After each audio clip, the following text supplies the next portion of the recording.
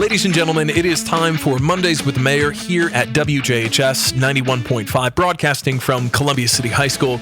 Mondays with the Mayor is a program where we sit down with the Columbia City Mayor, Mr. Ryan Daniel, who we'll introduce in a second, with the students of Columbia City in the interest of the community to learn what's going on, news, events, happenings, and things we have questions about, kind of as average citizens, in a process where we're not only learning about ourselves and the community, but also getting more familiar with what's happening in and around Columbia City.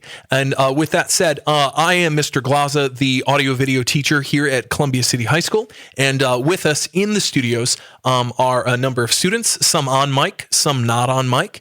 But first, just to introduce our guest today, and then we'll go through and introduce our students, is Mr. Ryan Daniel. Mr. Daniel, how are you doing today? It is wonderful to have you back in studio. A number of things to talk about today, from restaurants opening to business happenings to DOT doing some stuff. And I even want to ask a rumor that I heard that relates to Whitley County, and you can confirm or deny. I heard the word Amazon and new business happening in the area. Is that, can you confirm, can you deny, can you blink if you're not allowed to talk about it?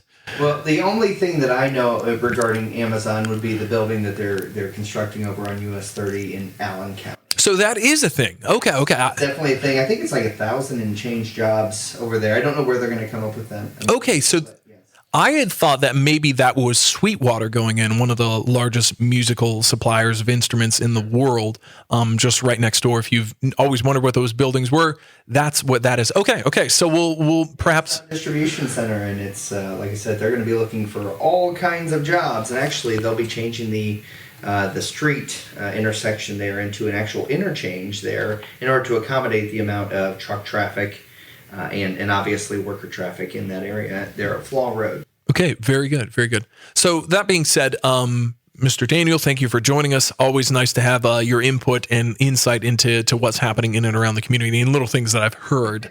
I'm like, that sounds like it could not be a real story.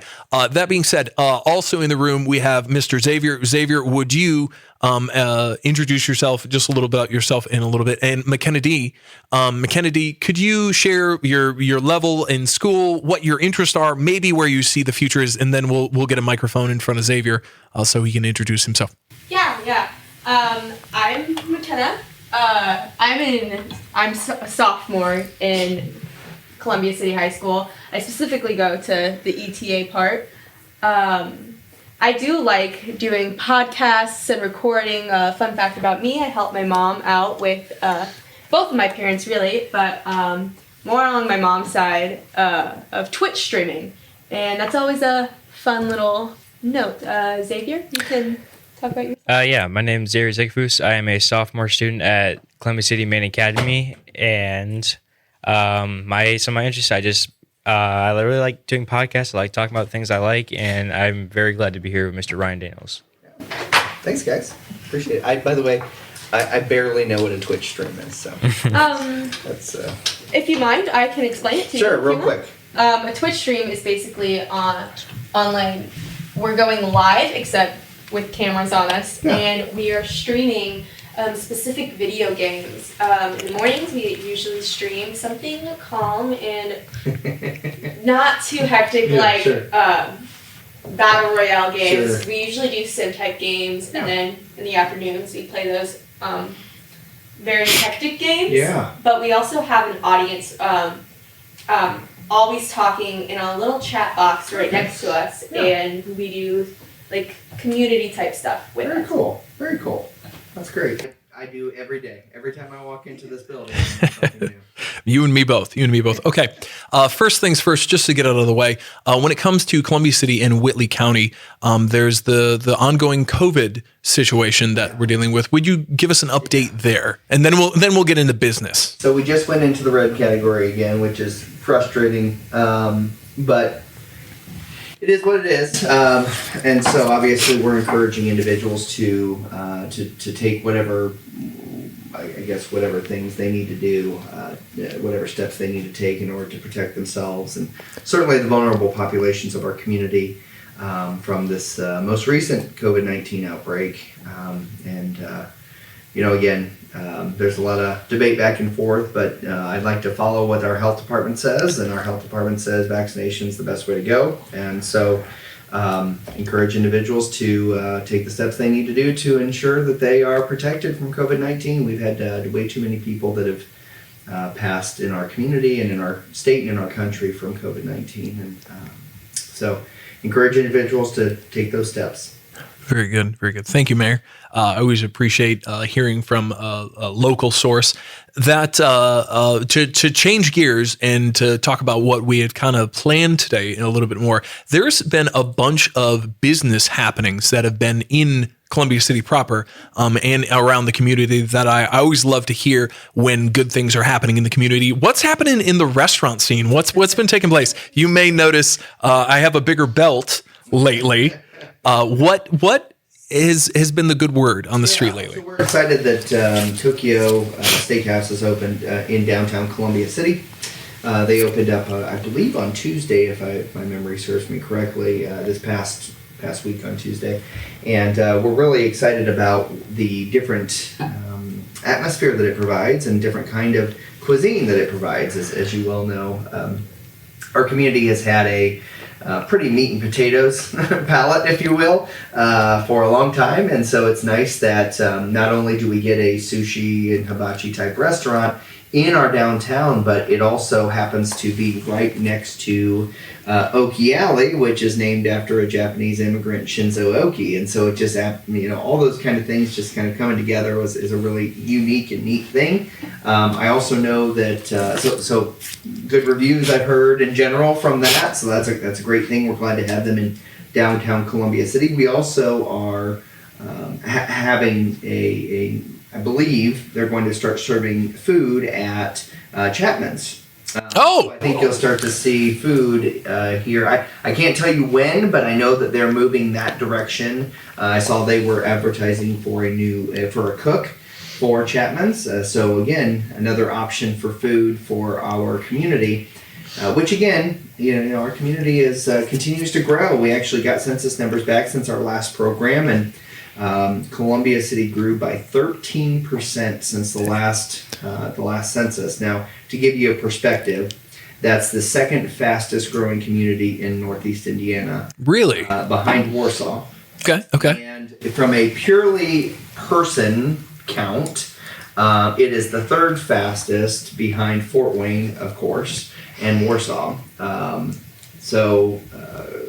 Really excited about that. People are choosing to live in Columbia City. They want to build homes here. They want to shop here. They want to be a part of our community. And a lot of that has to do with the people here. A lot of it has to do with the events that we have that draw people. We had First Friday, a week and change ago, and it was just a great event where people actually came from Warsaw's for First Friday over to ours. And just had a great night. We had a movie on the square after that and showed Disney's Onward. And so it's those little things that make our community unique and different and definitely stand out. We have like a little hotspot. I didn't realize that it was Fort Wayne, Warsaw, and us that are drawing people in. So what's the commonality between Fort Wayne, Columbia City, and Warsaw? Highway 30 and great ice cream shops. You're right. No, US 30 is the main commonality there, and I think a lot of that is just that having the quick ability to get from our community to the second largest city in Indiana, which is Fort Wayne, or to get over to the orthopedics capital of the world, which is in Warsaw, and certainly to get to Chicago quickly and other places that US 30 can take. So I'm imagining we have this conversation a little bit about the park projects and things like that generational projects. Yeah. Can you see from Warsaw to Fort Wayne with infill becoming kind of eventually, connected in a way that is more than just... I can remember when I was a kid that I was told that someday Fort Wayne and Columbia City were going to join together at the border, if you will. It's okay. Now, with that being said, if you look along the eastern side of our community, along US 30, once you start putting those industrial facilities together, and they start to kind of run together a little bit there. Obviously, lots of rural areas still out there. So, but And then on the other side of the line, in Allen County, you start to see Amazon and other places that are starting to grow this way. I don't know that I'll see it in my time, but I do think in the future, because of the 30 corridor and because of everything that it holds and offers, and because of the fact that we have utilities at the county line, and Fort Wayne and Fort Wayne Utilities and Aqua and others are moving utility lines this way on their side, I think you're going to see eventually. I do think you'll see a corridor full of industries and houses and businesses and stuff. So speaking of roads in US 30, I love to kind of like, if I had to guess where people are going to be diving down, I love that the US 30 corridor is definitely a thing. 205 from Columbia City to Cherubusco, just doing a little reading here, that 205 is getting work done. They just, I believe, started the repaving project, and it's planning on going into October to make the road surfaces nice. I believe they're doing a widening through the curves in there. I could be wrong, but I drove it the other day for Labor Day, and I think they're adding like turn lanes and stuff like that. So that'll be nice to, especially through those curves where I feel like I got to slow down a lot. Well, and I'll tell you, the Department of Transportation in general, for as much grief as I give them about US 30, I really do think they do a fairly good job of communicating well with us. We know that we're pretty confident that next year they're going to be doing a repaving project on US 30 through our community. So hang on to your hats for that. The last time it happened, I was in my first term, and I literally got phone calls from people that said I needed to do some soul searching about this project, which I had nothing to do with, by the way. I'm getting all prepared for that as well. But INDOT does a really good job. Indiana Department of Transportation, INDOT does a really good job, I think, of communicating with us. And every time we get a press release or every time we get information, we try to push that out to our residents as well, so they're aware. Just like on the 14 interchange at 14 and 69 there over in Allen County, where they've redone that interchange. There's a lot of our residents that drive through that area, with the county residents that drive through that area. And so just trying to push out that information where we can and when we can. I think it's great. Speaking of roads, while we're on that topic, I saw the intersections of downtown getting tore up and replaced. What was the thinking? What was the ultimate goal there? I believe it's part of a bigger project, right? Yes. Yes, you have a question. I see it. I see it bubbling. And so before I answer this question, I want to hear your question. I want to switch topics real quick. Okay. So let me answer his question first then. So in regards to this crosswalks then, the crosswalks, we had brick crosswalks. They were put in there in the 90s, and a couple of years ago, we actually tried to take the bricks out and turn them, and then kind of fill in the holes and do the things we need to do to try to make that safer. And we found that those bricks just continue to crumble and creating an ADA accessibility issue. So we kind of had this on our radar for a while. So we tore out all the crosswalks that had those brick crosswalks, which I know a lot of people liked, and they were pretty and stuff, but they were not safe. We actually have seen ourselves, I've seen individuals in an individual wheelchair actually topple over after they hit kind of a hole. So, we just got to take those kind of proactive steps. But that's why you see the piano key, which people actually thought it was actual piano keys. They're not actual piano keys, but the painting scheme of being, quote unquote, a piano key crosswalk throughout our downtown area. Not actual piano keys, but yeah, so. Okay, so now that you have, I kind of was like knowing what we were talking about now.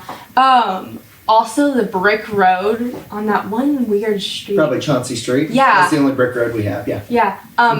Since we were tearing up all the other brick, are we tearing up that brick road there too? Good question. So that actually is kind of one of our most historic roads. Mm-hmm. The history behind Chauncey Street is kind of interesting. I'll try to truncate it here, but basically, I think it was back in like maybe the 90s-ish. I could be wrong. Okay. Someone's going to correct me, I'm sure. But I think back in the 90s, the neighborhood, the Chauncey Street neighborhood, literally, as a volunteer project, came out. We actually blocked off the street, as I understand, and they actually pulled up all the brick and put the brick in and put sand around it and all that kind of stuff. So the Chauncey Street actually was done by the residents that lived there back in the 90s, okay?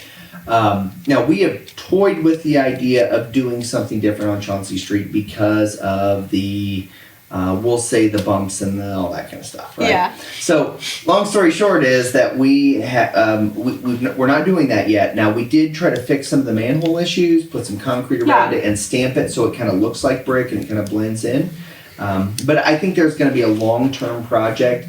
I will tell you that just 5 years ago or so, when we actually looked at redoing Chauncey Street to do the actual street and the curbs and the kind of whole infrastructure there, it was I think somewhere around $1.5 million.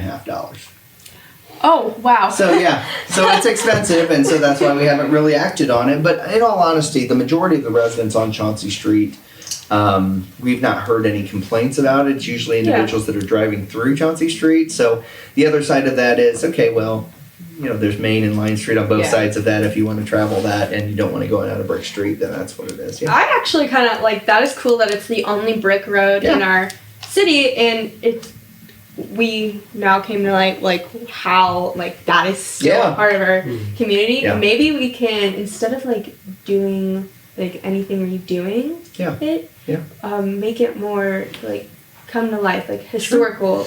We have a lot of paintings in town, like on the walls and stuff of buildings. Maybe we can just like kind of do a huge painting on that. That would be an interesting idea. Yeah. And honestly, what we've tried to, here's what we've tried to do. We've really tried to let neighborhoods, generally speaking, a neighborhood like that, to make their own decisions a little bit, right? So because the last thing we want is big bad government to come in and say, oh, well, we're going to rip up your road and we don't care what you think, right? Like, that's not how we are. Like, I got to live with these people, right? Whether I'm mayor or not. And a lot of them I know personally. And so we try, with something like that, we really want it to be neighborhood led. So, and I'll give you another for instance. So there are other other neighborhoods where there's two-sided street parking, okay? And we get a complaint of like, well, I can't get through there because there's cars on both sides, right? Well, if it's an emergency vehicle issue, then certainly we're going to have to address it in some way, shape, or form. But if it's something that an individual just doesn't like, that there's so much on-street parking, well, we usually go back to that individual and say, okay, go through that neighborhood, go to your neighbors and get enough people to say, yes, we want this change to one-sided parking or even no parking on the street, and then come back to us. Like a collective decision needs to be made. It's not just one person. Absolutely. We try really hard not to dictate. We believe it's a neighborhood thing, and when residents really want to get something done, rather it being a, hey, this one person thinks this and so we need to do it, it really needs to be, hey, if your neighborhood believes that it's an issue, get together, sign a petition, or come to us together as a group or whatever, and then we can definitely take your issue into consideration and try to make it better. Yeah. Well, on that note, my mother is here to pick me up, so I gotta leave. So Xavier, I'm gonna leave it to you. Yeah. So I got two quick questions. Sure. First, not to drown on COVID or anything, but you did mention that we are going back to the red zone. Is there going to be any issue with that involving school or businesses or anything? Yeah, well, again, I think we take our lead from the Whitley County Health Department.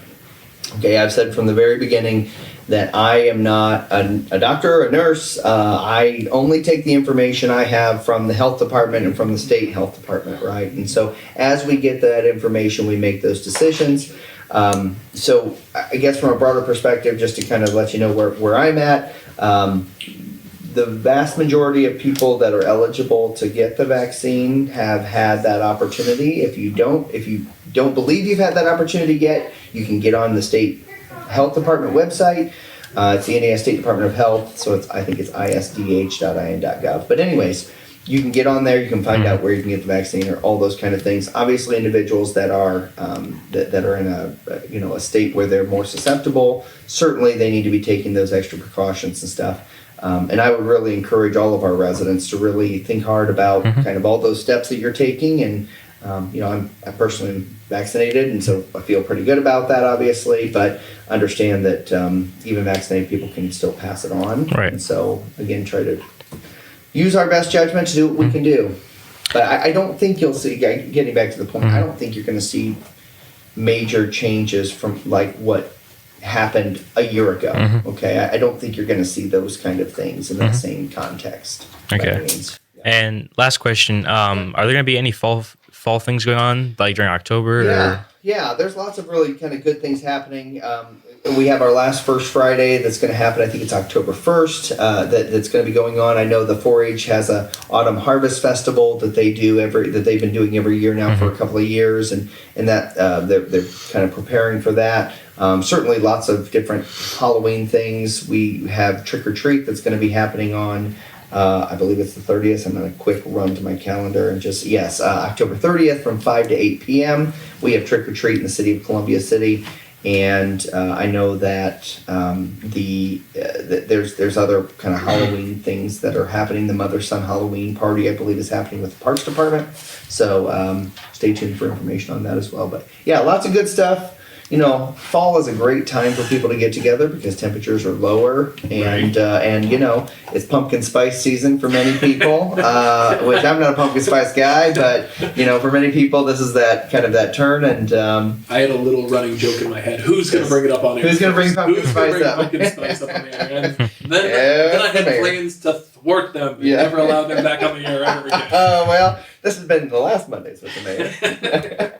No, something. I was just looking at a study just because we're on the joke line. Something like 11% of the population absolutely loves pumpkin spice, but there's also another like 5% that just are like, "Wah!" Oh really? Yes. So, now, I like maple. Like you give me something maple, and maple is fall is the fall taste for me. Right. Yeah, I can see that. The pumpkin spice, on occasion, I can do about 2 things a year with it. But the over the top, the candles, the baked goods, the coffee, cereal, yes. Like you took something good. You took strawberries and you put pumpkin spice on it, and then you put it in your toothpaste, and I'm just like, why? We need to pump the brakes on pumpkin spice. Totally, yes, we do. It's good. Thank you very much, Starbucks, to that. Yes. And kind of going down those, I also wanted to give a shout out. There's a new pizza place in Columbia City. Pizza. 8 weeks old, something like that. Something like that, yeah. Super friendly. I believe it's 2 gentlemen that have it. Yeah. That they literally dreamed it up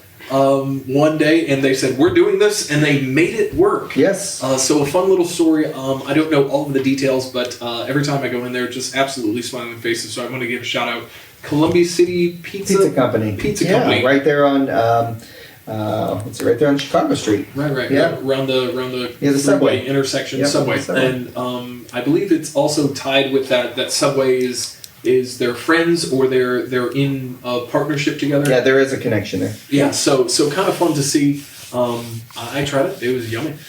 So shameless plug with things that are going on around the community. Maybe they'll give me a free pizza out of this mention. We'll see what happens there. Sure. But go ahead. Yeah, I was just going to say, do you want a spoiler alert? Spoiler alert. Spoiler alert. Sort of. So, just because we kind of teased it about a month ago in the council meeting, but I thought I'd maybe just give you a little tease here, I guess, and that is that we are very close to an agreement or something with a fiber provider to move fiber to the home throughout our community. So we have been down this road many times. Like in the decade that I've been mayor, I bet we've been down this road 4 or 5 times. As in fiber fast internet. Fiber to the home, fast gigabit speed internet. Yes, and so we are very close to basically starting construction on that. We're really excited about that.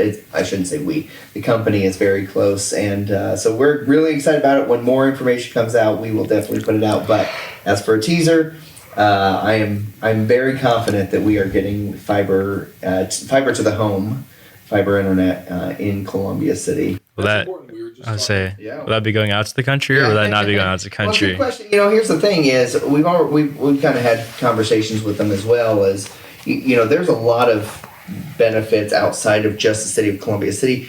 Financially, it's harder for the fiber companies to make it work when you have a couple of passes per mile out there versus hundreds of passes per mile here in the city. And so, but I do think you're going to have. I do think there will be expansion of that opportunity into the county eventually.